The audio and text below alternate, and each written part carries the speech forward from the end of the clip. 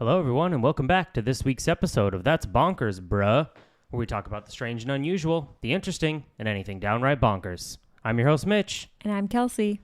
And we're back with another episode. Yay! What are we talking about this week, Kels? So we are talking about funeral home horror stories. And this was inspired by a documentary that we watched on Max.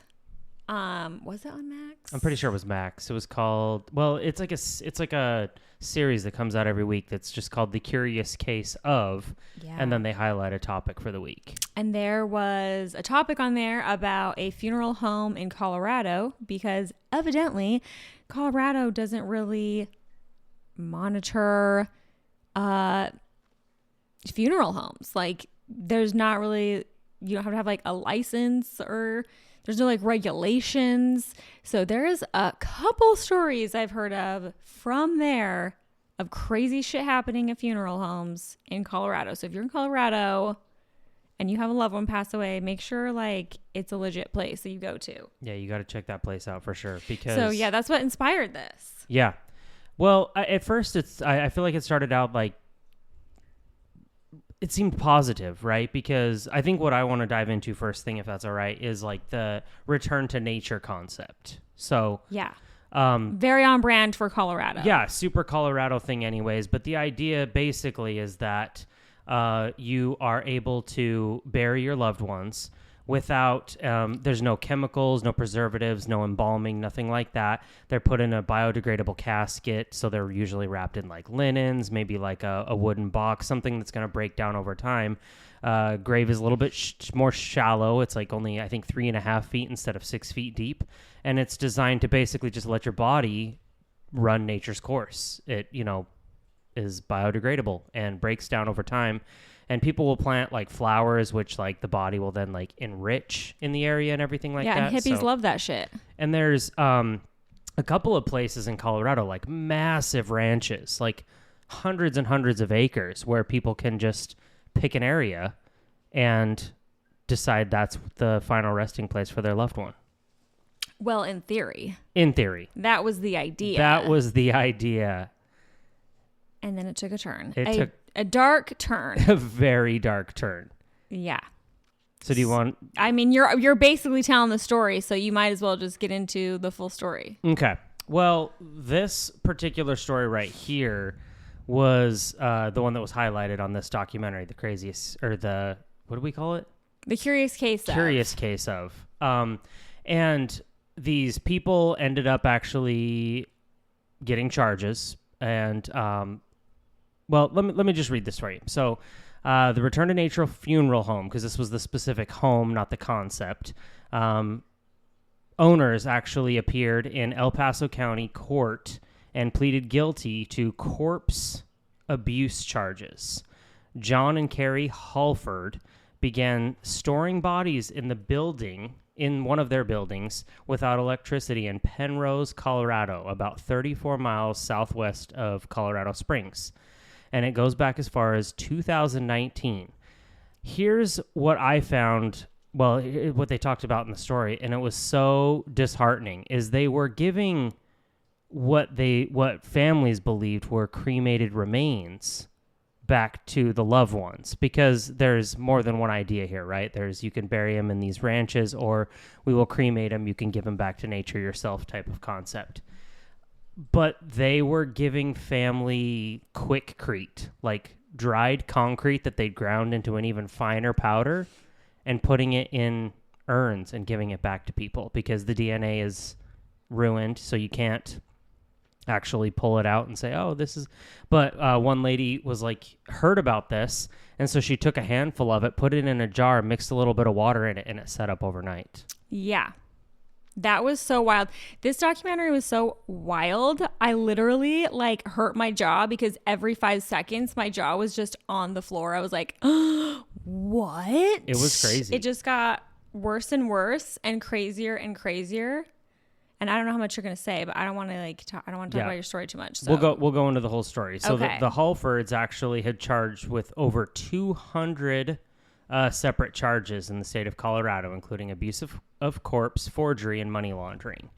The investigation into the funeral home began in early October 2023 when the neighbors reported a foul odor to the Fremont County Sheriff's Office. A foul odor coming from a funeral home. That's always alarming. It can't be a good thing, right? Can't be a good sign. Investigators entered where they discovered approximately 190 bodies inside the building. 190 bodies. Yeah, weren't they just like stacked up like everywhere? Yeah. Just like They were still on gurneys. They were stacked 5 people high. I mean, that's like a horror film. Exactly. And the investigators that actually entered the building for the first time said that they had to walk through sludge in some areas. So gross. Shin high deep. Yeah, it's like not funny, but it's like, how do you even react to that? That's horrific. Horrific. And that's just decomposed bodies and fluids and blood and everything like that. And evidently, so the one lady on the show that thought she had the ashes, turns out her son was never cremated. They found him in the stack of the decomposing bodies that were, and he had just been there for like, what was it, like 4 years? Something like that. It was like 4 years. Yeah. It was an absurd amount of time that the bodies were in there. Years. Yeah. And so they had complained, like this couple, the Hallfords, had complained that the refrigeration unit had kept going out and blah, blah, blah, whatever. But I'm like thinking to myself, but that's 100, like how many bodies can you fit into any given refrigeration unit? I can't imagine it's in the hundreds at a single funeral home. I don't know, but just, it seems crazy. Anyways, they ended up doing a plea hearing. Prosecutors, it says, discussed the gruesome conditions discovered inside the funeral home in Penrose. The bodies were contained in everything from disposable plastic bags, wrapped in sheets and duct tape, partially wrapped in sheets, wrapped in plastic garbage bags and duct tape, or exposed with a covering, or exposed with no covering at all. Some were even stuffed into random plastic totes. It's so disturbing. Could you imagine having a loved one just like their body's just in there, like chilling for years and years, and you have already mourned their passing and had a service.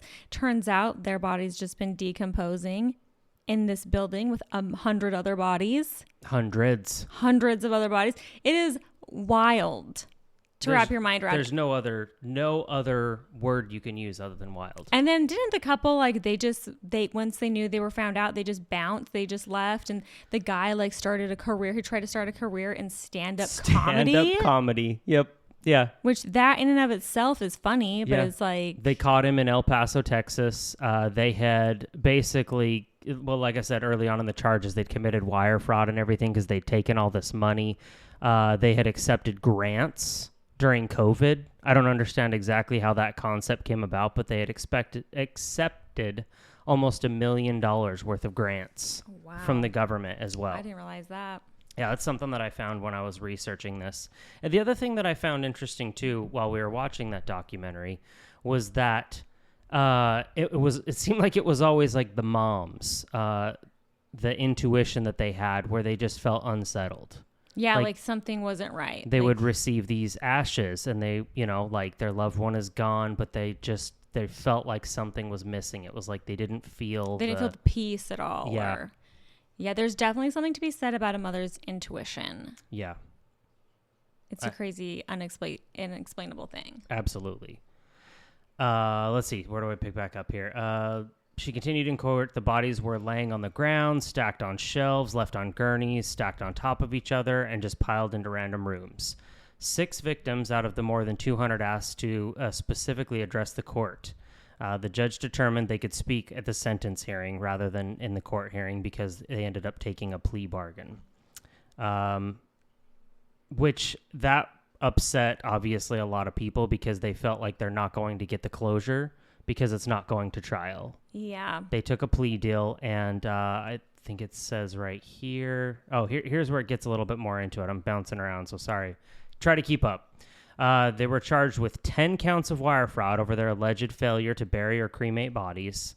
Even though they had received money for those services, the Hallfords have also been accused of making false statements to the U.S. Small Business Administration in their efforts to qualify for 3 separate loans totaling $882,300. The couple used the money from the government and customers' payments to buy a GMC Yukon and an Infiniti that came together to total amount of $120,000. They also purchased laser body sculpting, trips to California, Florida, Las Vegas, $31,000 in cryptocurrency, and luxury items at Gucci, Tiffany, and other luxury brand stores. Wow. So their sentencing is actually set to happen. They have 2 sentencing dates. There's a federal one that's actually in March coming up next month, and then they will be sentenced for state charges in April. Wow. Because it was a plea bargain, says as part of the plea agreement in federal court anyways, John and Carrie Hallford each pleaded guilty to 1 count of conspiracy to commit wire fraud. That agreement stipulates that prosecutors will not request more than 15 years imprisonment. Some people just have no moral compass and just don't feel bad about anything and only care about themselves. It is wild. I feel like at the end of it all, it's going to be it is frustrating, obviously, to those that already lost their loved one, and then they have to go through all this stuff, but they're never going to get real closure. And I think, a plea deal guarantees prison time, but a plea deal usually means that they're going to get a heck of a lot less prison time than what would have happened if they went to trial. Yeah. And I don't know exactly how all that works, but it's just, if you want to get all of the details, obviously highly recommend going and watching. I think it was the 3rd episode within the season, because like I said, it's different topics each week. Each episode. But this one was just really crazy to watch. Just the whole time you're like, oh my God, what the hell? Like it just kept getting Did that wilder just and wilder. happen? Yeah. It was a lot. And that's what brings us to the other 2 stories that we have today too. Because let's hear from it, Kelts. Believe it or not, this is not an isolated case. When we watched this, I recalled an article I had read once about some funeral home that was selling body parts, and I couldn't find this exact story, but there was I had heard about it before where they were had just bins of legs and bins of torsos and bins of heads within this funeral home. So I started to Google it to find that specific story, couldn't find that specific story, but found 2 other ones similar. It's I had no idea this was such a mildly regulated field and common-ish that this has happened several times. So when you talk about body part, we're talking they were probably black market selling them? Well, yeah. I mean, they weren't having a lemonade stand on the corner. Well, no shit, but I would assume I don't know why you would keep body parts, period, but yeah, so that one that I just roughly read over months ago with the bins of body parts, I think was the black market kind of thing. But the stories, I have 2 of them that I have today. They were being sold to surgical training companies and stuff like that. Oh, okay. And the companies that were buying them were under the impression that they were obtaining them legally. Interesting. So we'll get into that. That's I don't mean to get off track here, but I remember going through a ghost tour one time. I think it was here in Charlotte. And they had talked about how they would have the grave robbers would come dig people up and then sell them back to I think they were selling them back to the university, selling them cadavers so that they could do science. So it was they were taking the bodies from the ground to sell to the school or the hospital or whatever, and then they would ultimately get buried again. People will do anything for money. It's crazy. Okay, so these funeral home owners, they were a mother-daughter duo.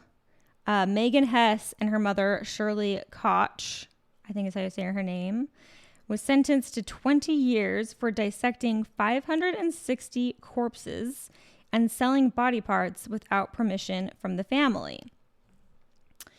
So the women Megan Hess, 46, and Shirley Koch, 69, ran the Sunset Mesa Funeral Home in Montrose, Colorado until 2018. They were sentenced Tuesday for the illegal sale of bodies and body parts without the consent of the families. Both Hess and Koch had earlier pled guilty to 1 count of mail fraud and aiding and abetting. Hess received 20 years in prison, while Koch received 15.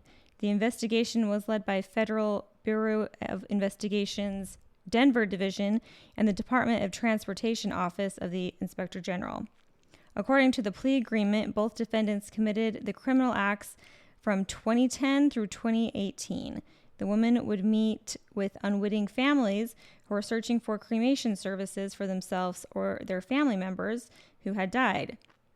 The defendants in those meetings, along with others, would agree to cremate the bodies, in turn providing the remains back to the families, because that's typically how it works. Yeah, that seems like the service you're paying for. Right. I wouldn't expect there to be any confusion in that. It's pretty straightforward.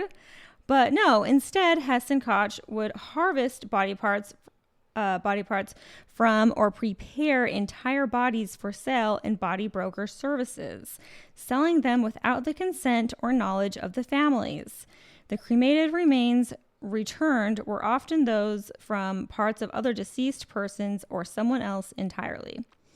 Both Hess and Koch neither discussed nor obtained authorization from families for donation to body broker services.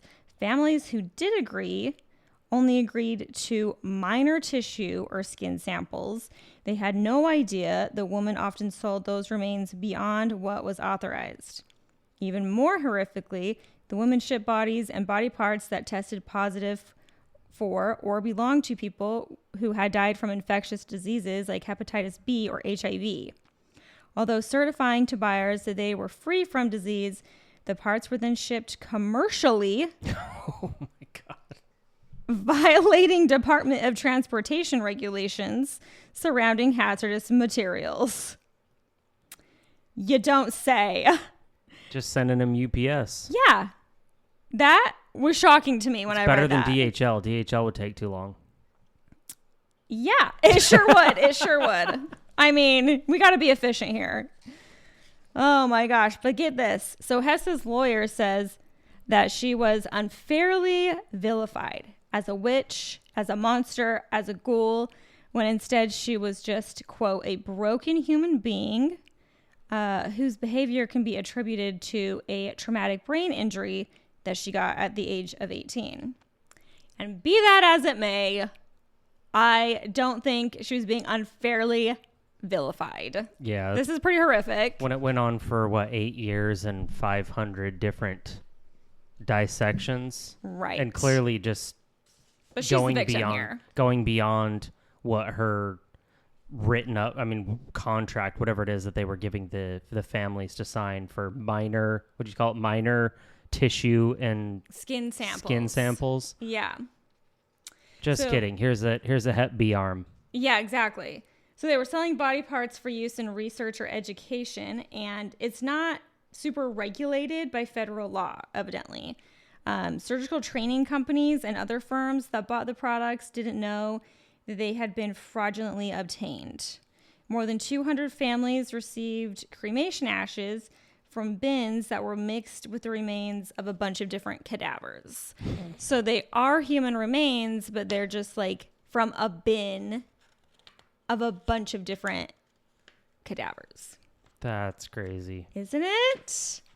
It's like, who even thinks that this would be an issue? Like, I would never even think about this. But now I will. The more you know.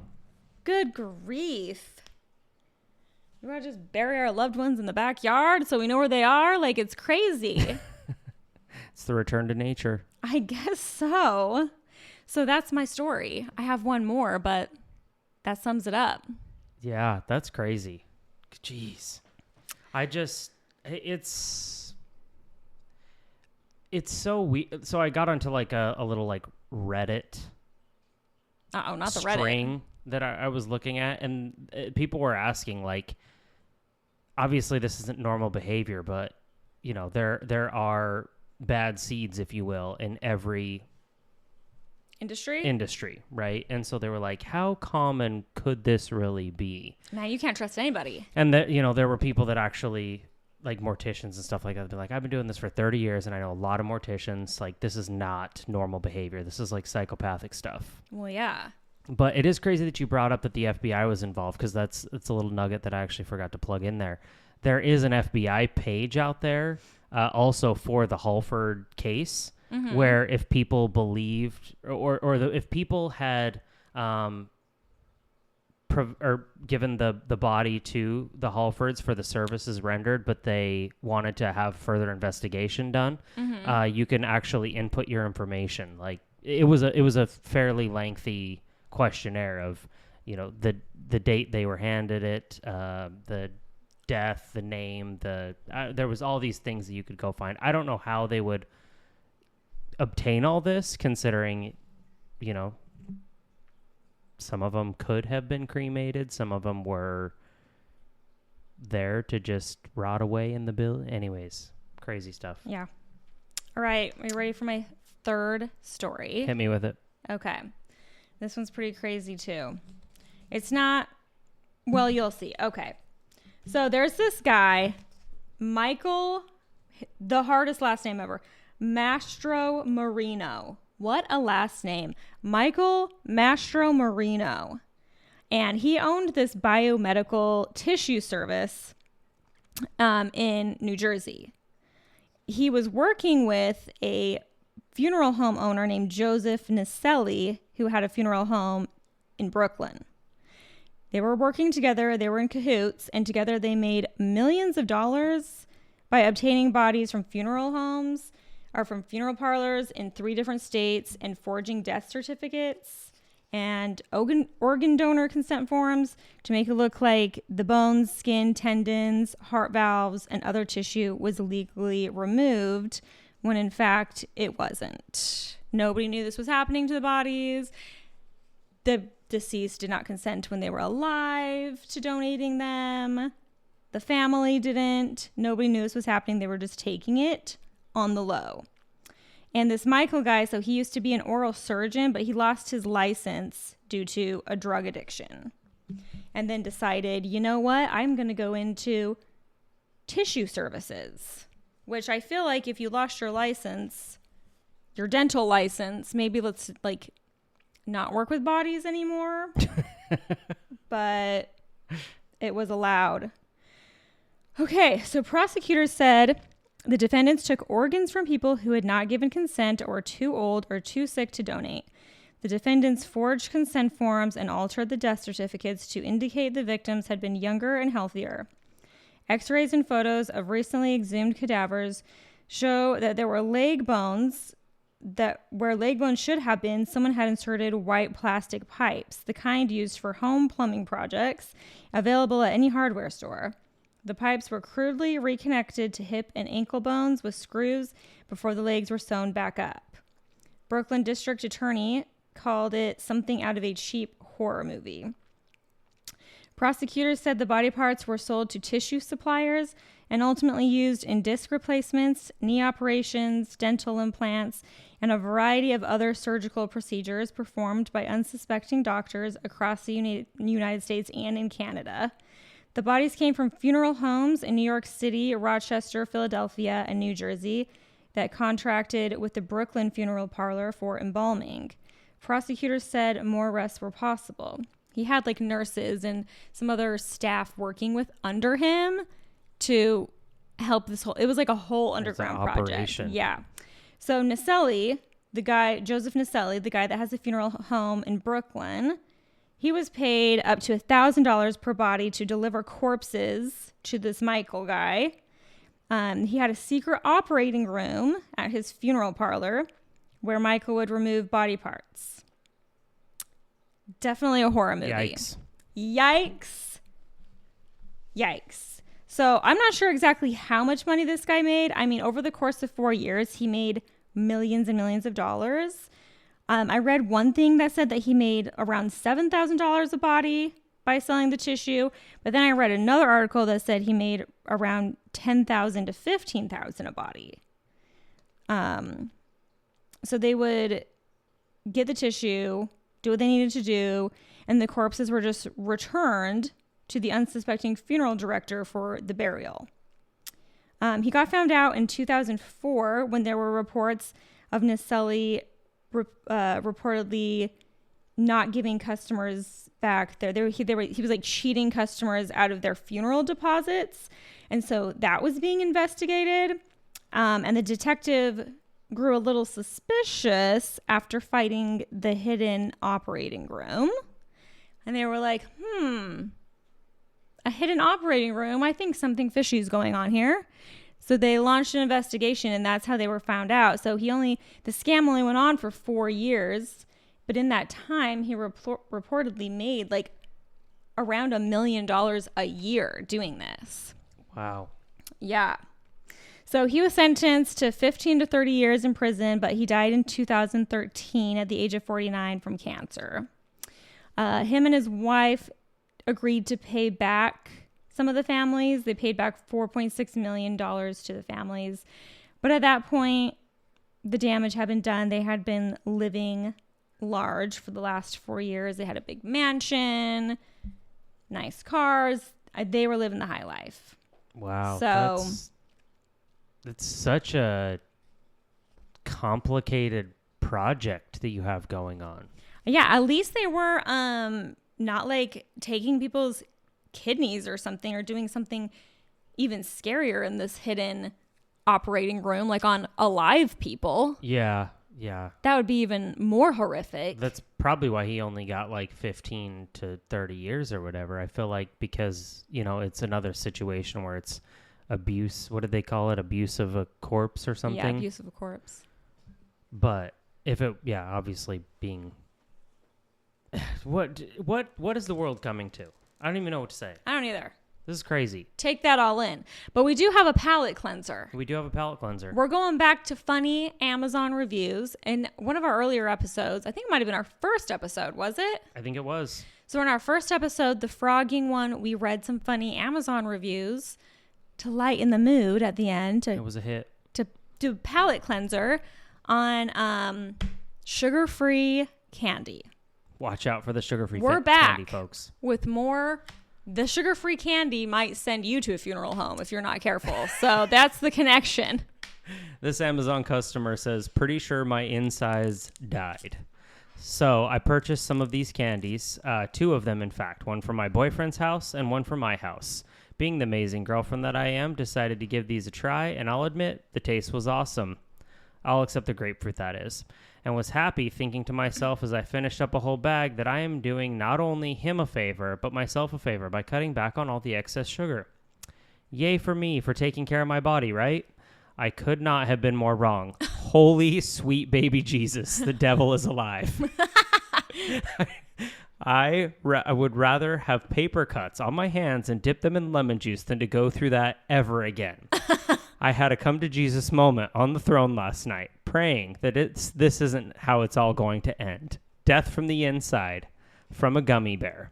Needless to say, here I am writing this review, saying don't eat them for yourself, but pass them out at work and watch the fun unfold. Just reading these reviews makes my stomach hurt. It's a lot. It would definitely mess me up to eat these candies. So those ones were for gummy bears. Are all of them from gummy bears? I think they all were. I had to just screenshot them, so some of them are cut off. The ones I have, I think, were from sugar-free licorice.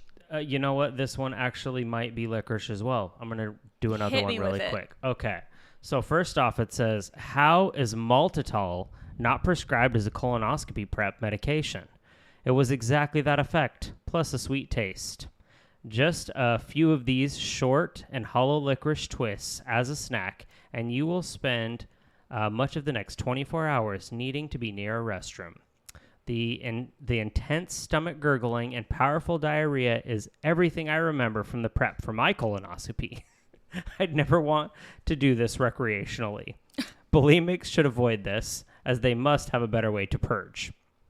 If you take this chance, the strawberry flavor is a bit off, but quite pleasant. I quickly adapted and enjoyed the flavor. The texture is also quite close to the real thing, like a Twizzlers or a Red Vine. The price in quality is lower than most sugar-free candies for diabetics. If you can get by with a small piece every now and then, you can probably escape the digestive problems.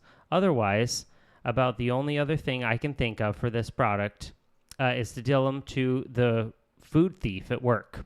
Put some of these licorice twists in a quarter Ziploc bag, put them in the break room with a non-employee name on it, and you will soon know who the office food thief is. Beware, they may actually end up going to the ER. Thinking they got food poisoning, so the prank could escalate a little bit further than you may want it to. That was actually my review too, so it's okay. So now I only have one. It's fine. My one that's left is not that funny, but I'll save the rapture for after yours. Oh, okay.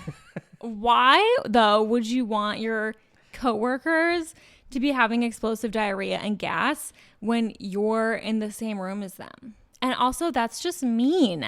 Stop stealing my food. But then you're going to like smell their stank ass the whole time you're working with them that day. Or they might go home early. The logic is flawed, is all I'm saying. All right. Will you read yours? Because I have to find mine. Okay. Real quick. So this is a long one, actually. It's called The Rapture. I actually purchased these with the intent of giving myself a power cleanse over the weekend. Let me start off by saying these red vines taste fantastic. You would never know that these things are sugar-free. So after reading the reviews of the Haribo sugar-free gummy bears, I was laughing so hard and I nearly peed myself. But it got me thinking, since I seem to be having problem with constipation lately, maybe I should give these things a whirl. So I proceeded to drive to my nearest Walgreens and picked up a bag of these red vine devils. I didn't even eat the entire bag. My girlfriend ate most of them, to be honest. However, when we started feeling the cramps and nausea, she was smart enough to make herself go throw up. I, on the other hand, was not that smart. I am writing this review from my bathroom, and by the time you're reading this, it may be too late. After 2 hours, or about 2 hours after I ate 10 of these Satan vines, the cramping started. Then the most god-awful sounds erupted from my body, which seemed to be coming from my stomach. Then the real hell actually began. As I sat on the porcelain throne for the first of many visits, I began praying and repenting for every sin I'd ever committed. At this point, I am sure that the noises I thought I heard coming from my stomach were actually, in fact, the sounds of the trumpet that sounded the rapture. The rapture. Oh, I had to screenshot it, so hold on. I gotta find... where'd it go? When I was not lifted from my misery and still left on the toilet, I was certain that I had not been one of the lucky chosen to be taken up to heaven. I'm sure when I leave this bathroom, I will find that most of my family and friends have all disappeared, and I will be stuck here on earth with these hell vines. I'm not sure how much longer I'll be here, but I'm writing this warning everyone who is left behind. Do not eat these things. You will be sorry. Yeah, I'm sorry just hearing about it. Are we so immature that we love reviews like this? Oh, they're so funny. When you find a couple of them right in a row, you're just like... It's like gold. We have to read these first. I mean, I laughed a lot just reading them now, but you can imagine like the tears that were streaming down my face the first time. We have to pre-read them. Mitch could not get through it the first time. No, I get wheezing. Yeah. It's ridiculous. It's just never not funny to you. So if you guys happen across any good sugar-free candy reviews, send them our way. And we'll read them on here. Absolutely. Okay, this is just a little short one. It's not as funny as yours, but I'm gonna read it anyway. Okay, so this lady, she says, delicious, but first I have to say reviewer Kristen's description is spot on. I laughed so hard. I ate a whole bag and truly could have sent the shuttle to the moon and back. All day diarrhea. The gas is unbelievable. I love them, but can only eat it if I'm home all day and alone. I don't know which one was Kristen. I think it might have been the one you read. I don't know. I do not know. But I do know that I had to get a little chuckle out of it the other day because as we wrap up here, we took the kids out did some shopping and everything like that, and they're obsessed with the Ryan Trahan candy. Oh yeah. What's it called? Something Joyride. Which is made from like plant fiber and everything like that, and it says on there, "Enjoy at your own risk" or something like that. No, it says "Enjoy responsibly." Enjoy responsibly. It says something to the effect of, "We've replaced all the sugar with plant fiber" or something like that. So, please enjoy responsibly. Yeah.